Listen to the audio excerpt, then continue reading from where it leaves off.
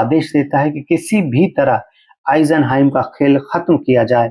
वूहल theatre की जांच करता है, लेकिन उसे कोई ऐसा सबूत नहीं मिलता जिससे वह इस रहस्य का पर्दाफाश कर सके। फिर एक और शो होता है। इस बार जैसे ही सोफी की आकृति फिर दिखाई देती है, वूहल तुरंत स्टेज पर पहुंचकर आइजनहाइम को पकड़ने की कोशिश करता है, लेकिन अगले ही पल आइजनहाइम उसकी आंखों के सामने गायब हो जाता है।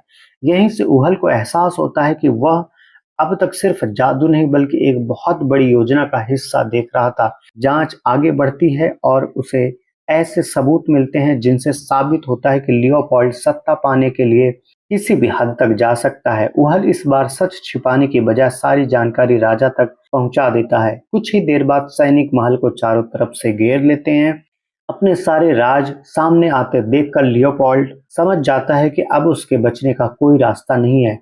इसी के साथ उसकी कहानी खत्म हो जाती है। लेकिन फिल्म का सबसे बड़ा ट्विस्ट अभी बाकी था। महल से लौटते समय वूहल की नजर एक अनजान आदमी पर पड़ती है। उसे देखते ही उसके दिमाग में पूरी कहानी साफ हो जाती है। वह समझ जाता है कि सोफी की मौत कभी हुई ही नहीं थी। ये सब आइजनहाइम की सबसे बड़ी योजना थी। उसने सोफी और एक भरोसेमंद डॉक्टर की मदद से ऐसा भ्रम तैयार किया कि पूरी दुनिया ने उसी झूठ को सच मान लिया, और इसी भ्रम में फंसकर लियोपोल्ड अपनी सबसे बड़ी हार का शिकार बन गया। फिल्म में आखिरी सीन में दूर एक शांत जगह पर सोफी आइजनहाइम का इंतजार कर रही होती है।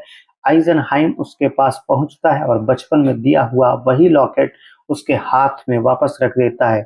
दोनों मुस्कुराते हुए वहां से आगे बढ़ जाते हैं, और इसी शानदार ट्विस्ट के साथ द इल्यूजनिस्ट 2006 की कहानी खत्म हो जाती है।